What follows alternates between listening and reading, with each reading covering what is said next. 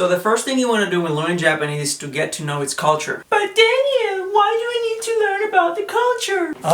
Because when learning a language, you learn how to be part of a group. You learn how to sound like them, how to think like them, and how to feel what they do. Therefore, it will be better to have an idea of what the culture is like before learning its language. Most of you are weebs like me and have a pretty good idea of what the culture is like through Japanese anime. But for those of you who doesn't, I would highly recommend to get some exposure. Read a manga, watch some J-drama, or even learn about their history. The second step is to learn the writing system. Now trust me, you don't want to deal with Romaji. No Romaji! For those of you who doesn't know, Romaji is a way to write Japanese with Roman alphabets. Romaji is its Japanese name. Roma, which refers to the Roman alphabet, and Ji, which means character in Japanese. So Romaji. Now, if you learn Romaji, you will have a harder time to pronounce words correctly. Plus, you're limiting yourself to verbal language only. So you don't want to deal with it, trust me. So the best way to get you started is take Kim's Guide to Learning Japanese website. It is an amazing website that has everything you need for the beginning. Link in the description below. So just a quick overview over the website. The website contains two guides. One is the complete guide, the other is the grammar guide.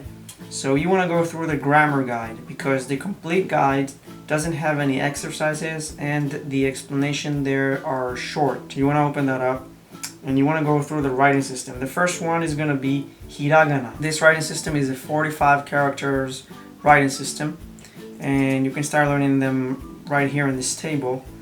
So if you click on one of them, this will open up. There will be the way to draw it. The way to write the letter. This is the first letter, it's A, and there you can hear what the letter sounds like. If you click on this thing, in a male and female version. So after you go through this table, which is the basic hiragana letters, you're gonna scroll down and learn some more additional sounds. As you can see, this letter is similar to ka, which in the table above, but here it's ga.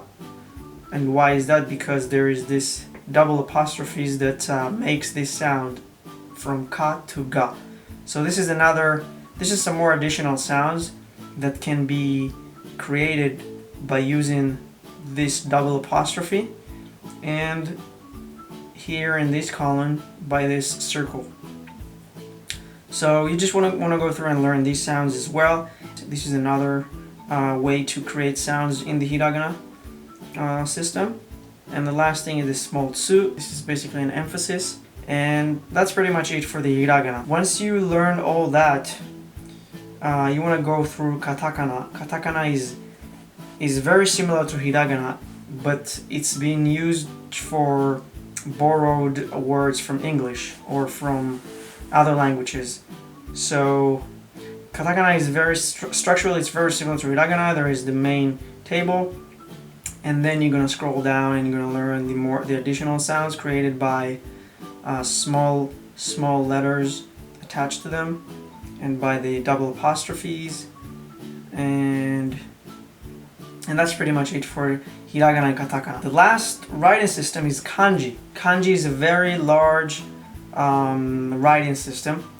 It is composed of thousands of characters, but you don't need to know all of them in order to be able to speak and live in Japan. So if you're completely unfamiliar to kanji, you want to read a little bit this page, and that should set you up to move forward, to learn grammar and some vocabulary. You don't have to worry too much about kanji at this point because you're going to learn a lot of kanji as you go. Now, one thing I would recommend after reading this page is you can go to Google and look up kanjis from pictures, and kind of like find this for example. The thing about kanjis is that some of them make sense, some of them actually look like what they mean. For example, the kanji of 1. This is the way to count. The kanji of 2, the kanji of 3, the kanji of up, the kanji of woods, the kanji of person, the kanji of a mouth. So if you want to set yourself even in a better position, you can go through these very simple kanjis and kind of learn the very simple ones that make sense.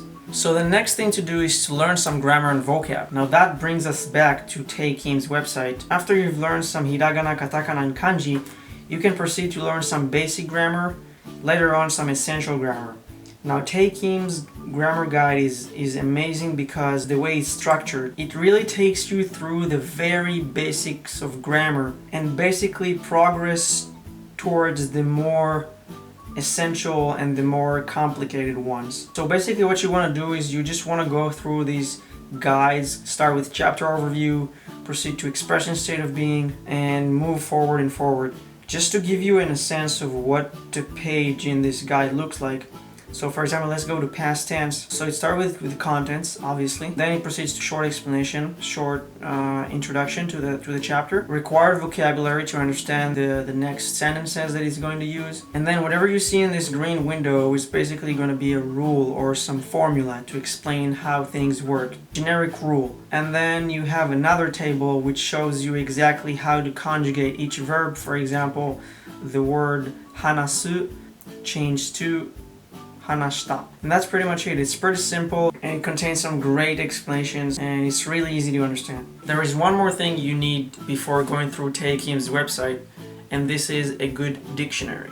So my favorite dictionary is jisho.org because it has almost everything you need in it. Let's say I'm looking for the word tsuyoi.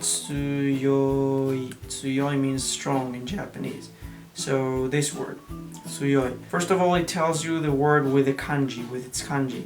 Second of all, it tells you the word with the furigana. Furigana means that how to read the kanji. You have some example sentences for each of the meaning. One more thing this dictionary gives you is if you copy this and paste it here and look up by kanji, it will give you the actual kanji right in front of you. This is kind of more advanced because there are two ways to read kanji. One is the Chinese way to read it, and the other is the Japanese way to read it. And one more thing this website gives you is the way to draw the kanji. It teaches you the stroke order, plus it gives you an animation of that, which is very useful when you start learning some more complicated kanjis. This is another way to see how these kanjis are being drawn. So this word is pretty good. So once you know the writing system and you know some grammar and vocabulary, you want to practice some reading and listening. And for that I have these amazing websites for you. So the first one is Easy Japanese. You have a lot of lessons here. Each lesson is going to be very, very easy reading. It's going to be, let's click on this one. It's going to be a video. You're going to click on the video and it's basically going to be a conversation. The script is going to be in this table and it's going to tell you the hiragana of this. It's going to tell you the romaji, how to read it with Roman letters, and it's going to tell you what it means.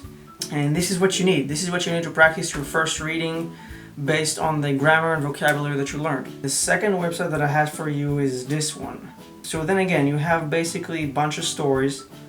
You can click on this one, for example. This is going to be an audio player that's going to basically read the script in Japanese. You have the translation of what this line means, and you can basically just go through the story and practice your grammar and vocabulary. So the third website I have for you is called Choco Choco.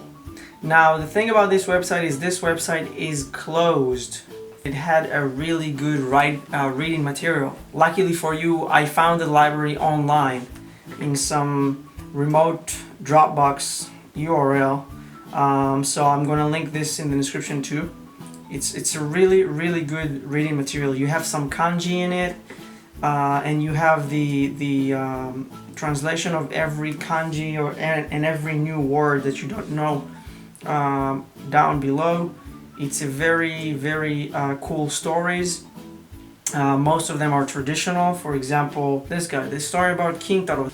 This is basically a guy who lives in the jungle and can speak with animals. This is a very famous children's story figure. So anyway, this library of Choco Choco is a very cool library.